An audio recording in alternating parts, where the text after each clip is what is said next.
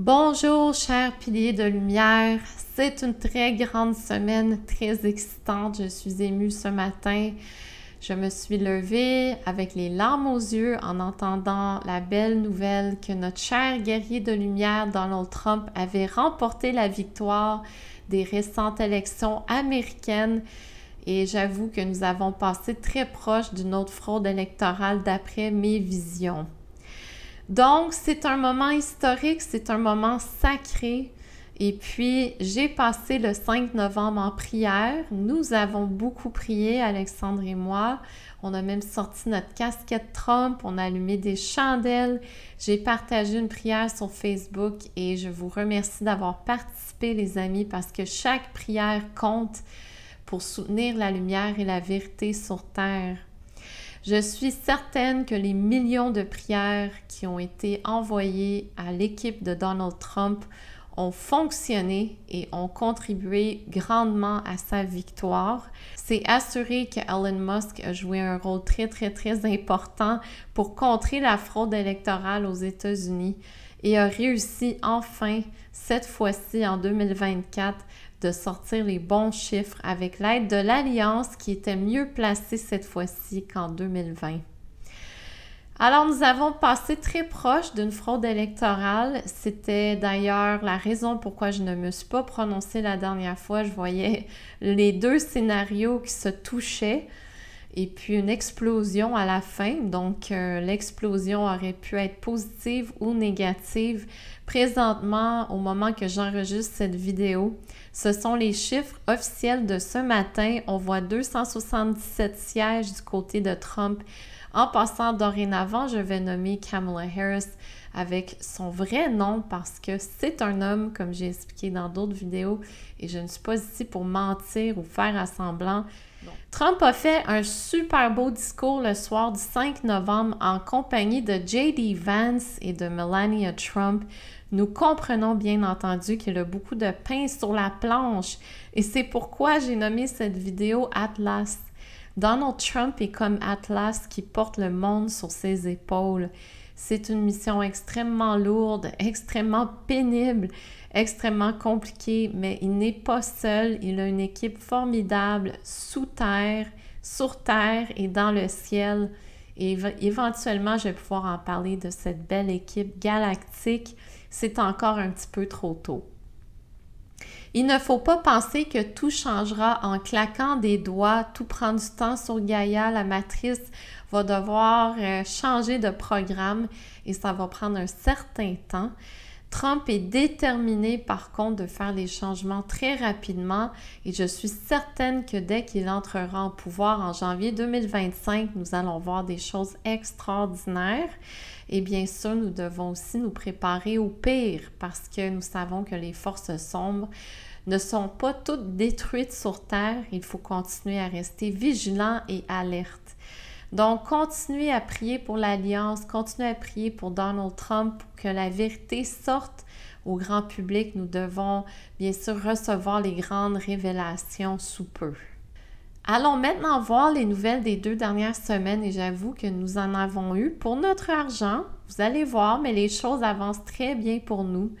Biden a annoncé qu'il considérait les supporters de Trump de la poubelle.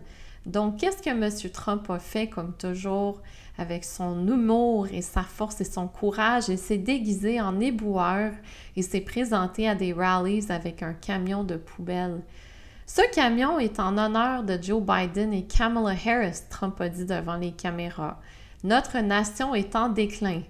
Bien joué, M. Trump, comme toujours. Vous portez le bon costume au bon moment. Le 27 octobre, Trump était à Madison Square, à New York, et 94 500 personnes se sont présentées pour l'écouter parler. Wow! Tout un chiffre incroyable et c'était son premier discours à Madison Square, donc un autre moment historique pour Trump. Seulement 25 000 personnes pouvaient l'écouter à l'intérieur et le reste était à l'extérieur.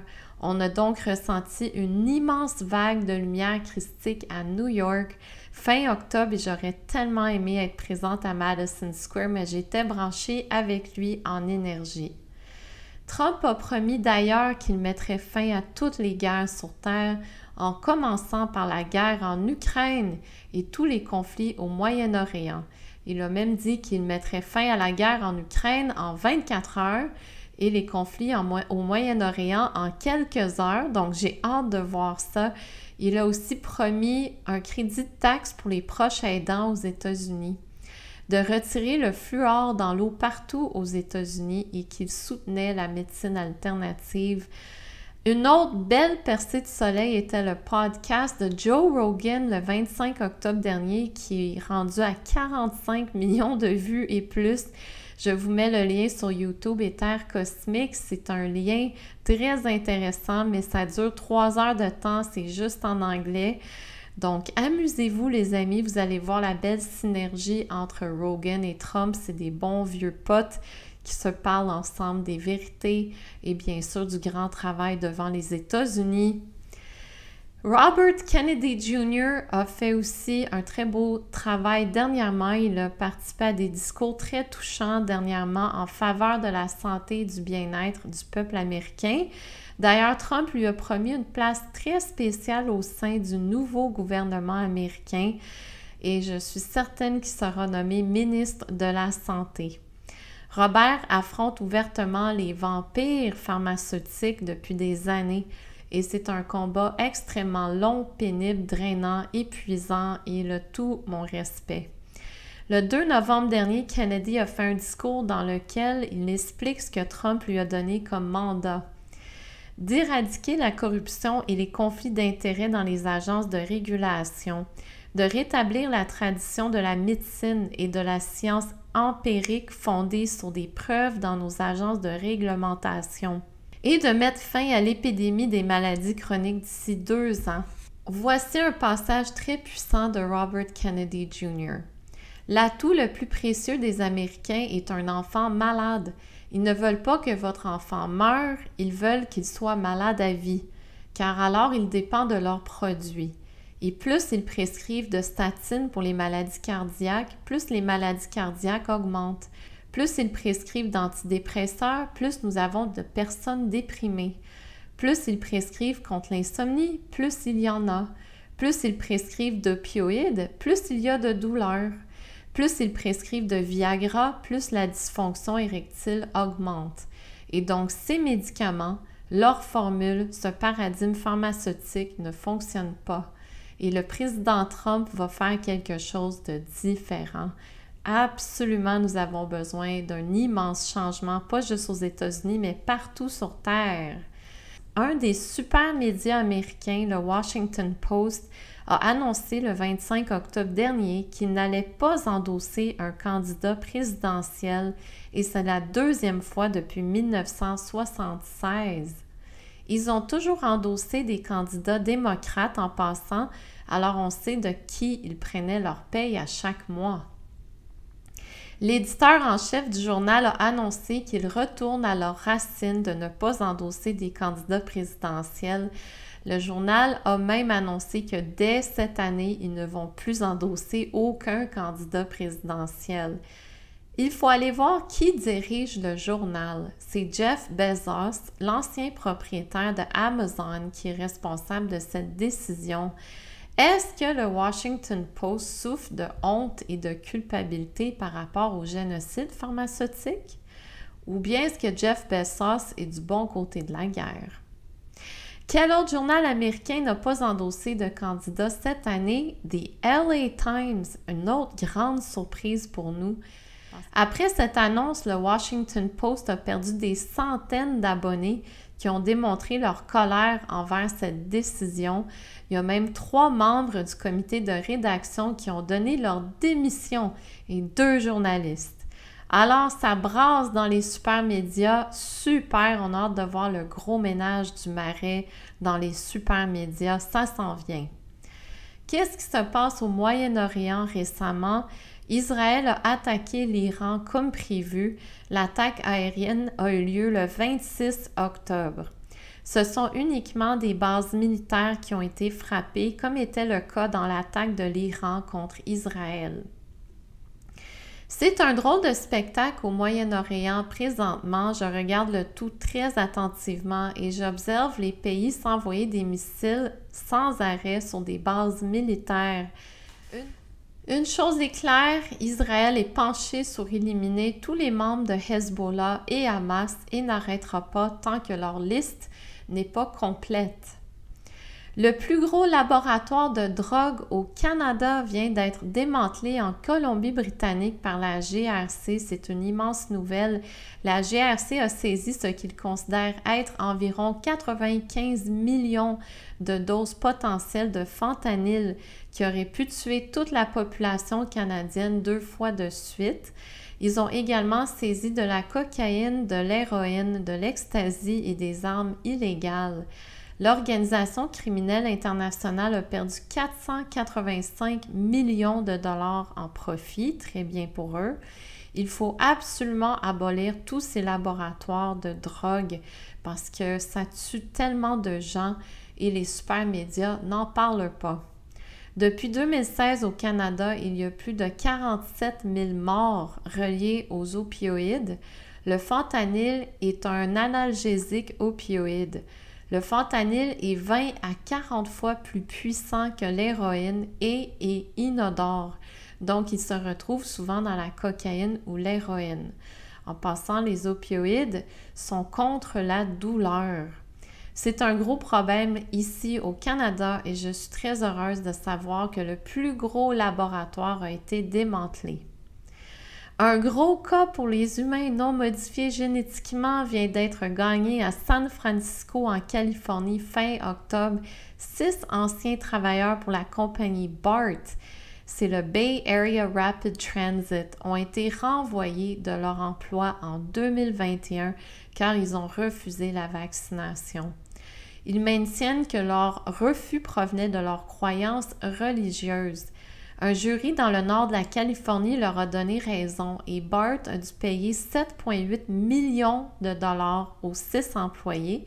Donc, ils ont reçu entre 1,2 et 1,5 millions de dollars chacun. L'avocat qui les défendait, Kevin Snyder, a commenté: « Après 3 ans de lutte, ces travailleurs essentiels ressentent qu'ils ont été entendus et sont très heureux du verdict. » Donc, je vais terminer avec une autre belle victoire pour la race humaine. Une agence de 30 cliniques de santé dans l'État de Idaho a retiré tous les cocktails de noirceur de leur centre récemment.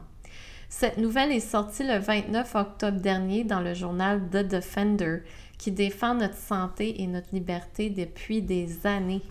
Le comité des centres Southwest District Health a voté 4 contre 3 sur le sujet après avoir reçu 300 messages encourageant la fin de cette vaccination COVID-19 dans leur centre de santé.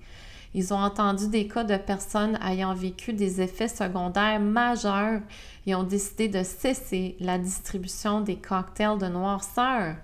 Southwest District Health espère que d'autres agences de santé vont suivre dans leurs pas juste aux États-Unis, mais à travers le monde. Sinon, les amis, je vais vous placer un lien pour aller signer une pétition très importante. Si vous habitez au Canada, ça concerne la loi C-293. C'est important qu'on la signe. C'est une autre version des traités des pandémies ici au Canada et nous devons bien sûr encore une fois déposer notre nom pour refuser ce contrôle et cette manipulation. Donc, je vous encourage de suivre dans mes pas et signer cette pétition. Alors, pour ceux qui disent que rien ne se passe, que rien n'avance, qu'on est pris dans ce trou de noirceur et de merde depuis des années, j'espère qu'en écoutant mes vidéos, vous allez voir toute une autre réalité devant vous. Les révélations sont partout. Il suffit de changer vos lunettes et prendre le temps d'écouter les bons lanceurs d'alerte qui partagent les nouvelles positives au lieu de ceux qui vous font peur constamment. Ils vous parlent juste des nouvelles négatives.